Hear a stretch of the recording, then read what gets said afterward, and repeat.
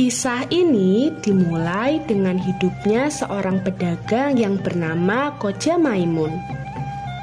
Suatu hari, ia ingin pergi ke pasar. Tetapi di tengah perjalanannya, ia melihat seekor burung dalam sangkarnya. Karena Koja tidak tega melihat burung tersebut, akhirnya Koja berniat untuk membeli burung tersebut dan melepaskan burung itu kembali. "Terbanglah yang tinggi, burung. Tempat asalmu bukan dalam sangkar," ucap Koja. Namun, burung tersebut tidak terbang bebas, melainkan ia lebih memilih untuk terbang mengikuti Koja. Koja pun bingung dengan tingkah burung tersebut. "Mengapa kau mengikutiku? Sekarang kau sudah bebas. Kau bisa kemana saja sekarang. Pergilah," ucap Koja. Burung tersebut pun akhirnya pergi meninggalkan Koja. Pada saat sesampainya di rumah, Koja dibuat terkejut karena mendengar suara yang menyambutnya. "Assalamualaikum, Tuan." Koja mencari-cari sumber suara tersebut. Sampai akhirnya, pandangan ia terhenti pada saat melihat pohon di pekarangan rumahnya.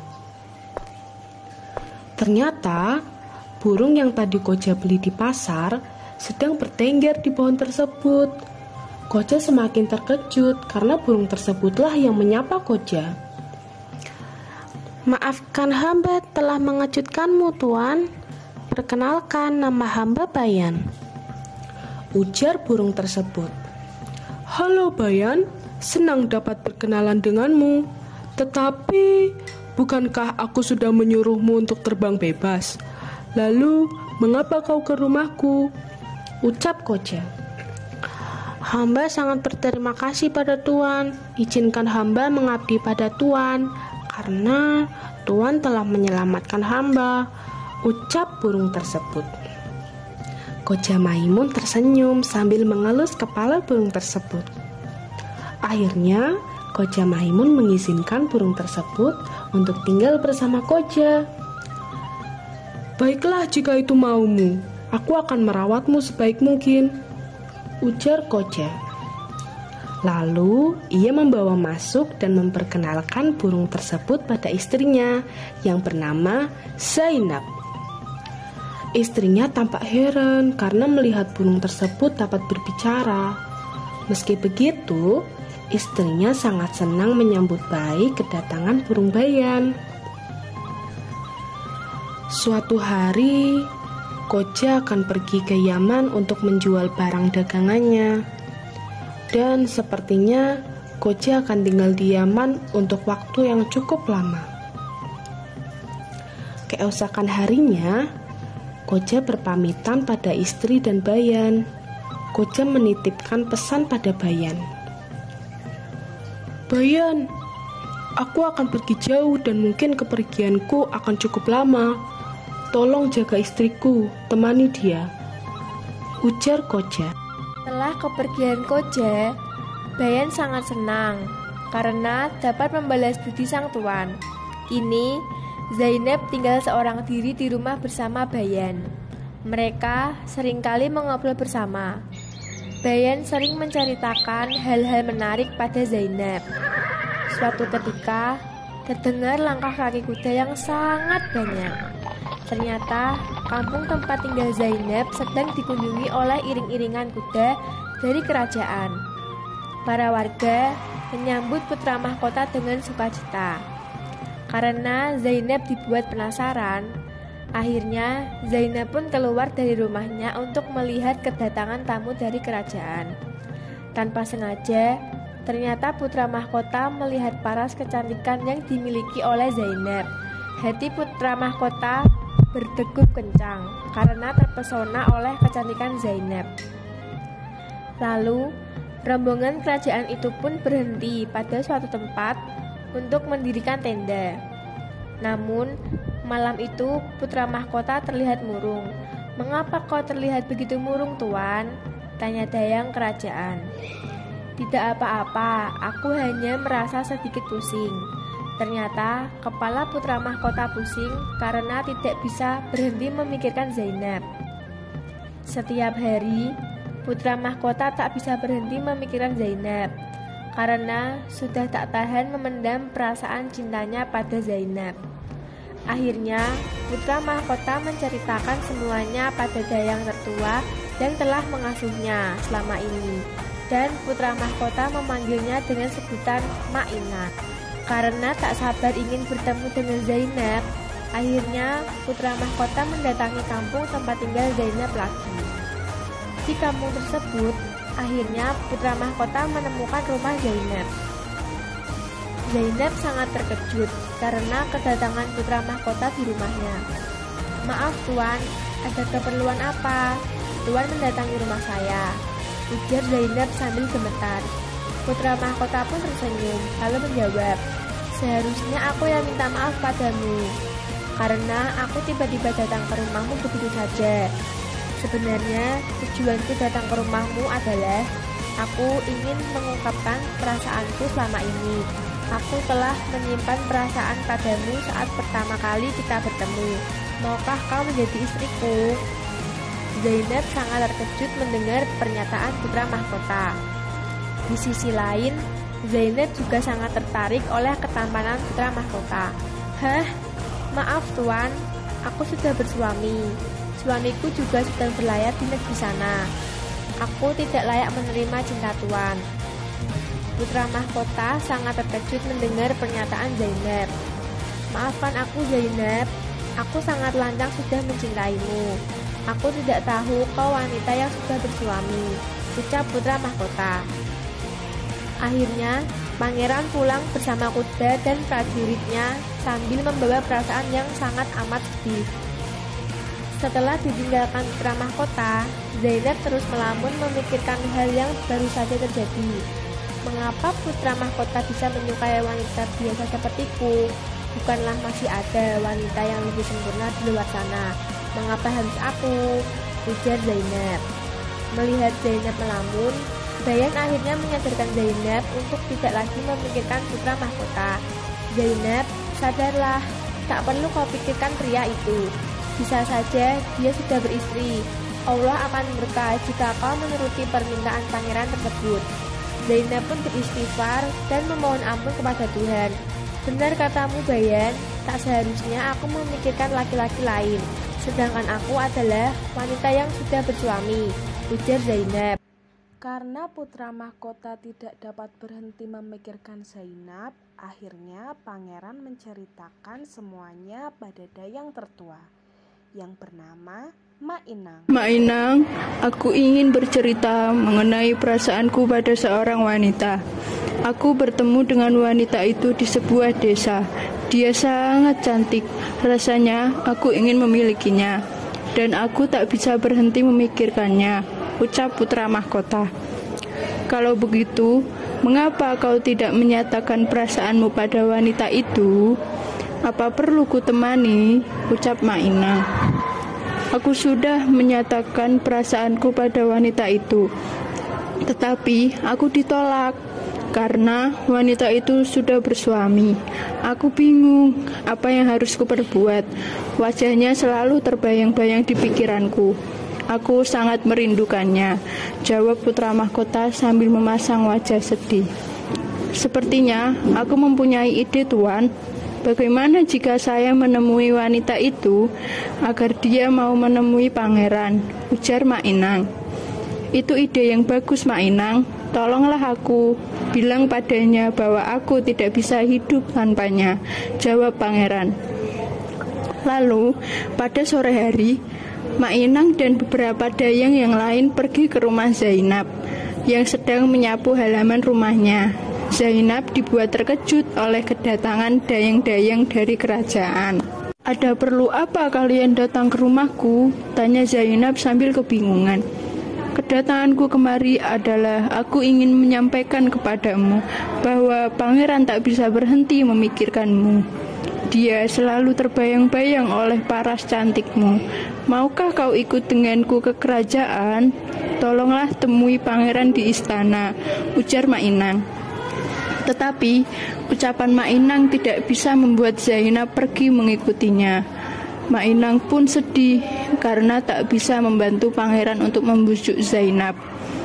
Keesokan harinya, putra mahkota sangat sedih karena telah ditolak oleh Zainab yang kedua kalinya. Ia sampai tidak selera makan karena yang ia pikirkan hanya Zainab si wanita cantik itu. Mak Inang, sepertinya aku tidak akan bisa mendapatkan Zainab. Lalu apa yang harus kulakukan selanjutnya? Aku sangat putus asa sekarang, ujar pangeran sambil merenungi nasibnya. Tuanku, sebenarnya aku ada satu cara lagi untuk membantu Tuan, tetapi aku tidak terlalu yakin bahwa engkau akan mengikuti caraku, jawab Mak Inang. Cara apa itu, Mak? Aku akan melakukan segalanya untuk mendapatkan wanita itu. Aku sangat ingin bersamanya, ucap pangeran sangat antusias. Hamba mempunyai kenalan orang di seberang desa. Dia sangat berpengalaman. Kita meminta bantuan dia agar Zainab dapat mencintai Tuan, jawab Mak Inang. Mendengar saran yang diberikan Mak Inang, pangeran pun langsung setuju saran tersebut dan tidak sabar ingin membuat Zainab jatuh hati padanya. Ayo Mak, kita harus segera ke sana, ucap pangeran dengan semangat. Keesokan harinya, pangeran dan Mak Inang langsung pergi menemui orang pintar tersebut. Lalu mereka mengatakan maksud dan tujuan kedatangan mereka kemari. Setelah orang pintar itu mendengar tujuan mereka, orang pintar itu diam sejenak dan mengatakan bahwa ia sanggup mengatasi. Dengan syarat, pangeran harus membaca mantra yang telah orang pintar itu tuliskan di secari kertas. Ia harus membacanya terus-menerus sampai 3 hari 3 malam. Bila sudah genap 3 hari sudah dipastikan, wanita itu akan jatuh hati pada sang pangeran. Genap 3 hari, pangeran selesai membacakan mantra tersebut. Lalu, pangeran memerintahkan para dayang dan Mak Inang untuk menemui Zainab. Setelah sesampainya di kediaman Zainab tampak sangat bahagia menyambut kedatangan mereka ke rumahnya. Apakah mantra itu sudah berhasil mengenai Zainab? Ujar Mak Inang dalam hati. Ibu Inang, mengapa kau datang kemari sendiri? Di mana putra mahkota? Aku sangat merindukannya, ucap Zainab. Dia berada di kerajaan anakku. Dia juga memerintahkanku untuk membawa Anda ke kerajaan malam ini, jawab Mak Inang. Zainab sangat bahagia mendengar perkataan Mak Inang. Mereka juga mengobrol bersama dalam waktu yang cukup lama. Sore tiba, Dayang dan Mak Inang pamit undur diri. Bayan, aku akan ke istana hari ini. Tolong jaga rumah dengan baik. Mungkin aku tidak akan lama, ucap Zainab.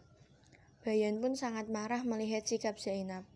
Tuan, Anda adalah seorang perempuan. Tidak pantas perempuan menemui laki-laki. Bukankah seharusnya laki-laki yang menemui perempuan? Apalagi ini sudah larut malam. Ingat Tuan, Allah akan murka. Mendengar ucapan Bayan, Zainab pun termenung. Dalam hati ia membenarkan perkataan sang Bayan. Tetapi di sisi lain ia juga sangat ingin bertemu pangeran. Lalu apa yang harus kulakukan Bayan? Aku tak bisa begini terus. Pangeran selalu terbayang-bayang di pikiranku, ujar Zainab. Lalu Bayan memintanya agar tak datang ke istana. Ia juga mengingatkan Zainab untuk memikirkan suaminya yang sedang bekerja di negeri yang jauh. Bayan juga berkata bahwa Allah akan murka bila Zainab benar-benar mengkhianati suaminya. Zainab terdiam saat mendengar perkataan Bayan. Dia tidak tahu harus berbuat apa. Kenapa kamu diam saja, Tuan? Bagaimana kalau hamba bercerita tentang seorang istri yang solihah, ucap Bayan. Baiklah Bayan, ceritakan kisah menarik itu kepadaku hingga malam usai, sehingga aku tidak lagi punya keinginan untuk pergi ke istana, jawab Zainab. Secara perlahan, Bayan menceritakan kisah tentang istri solehah.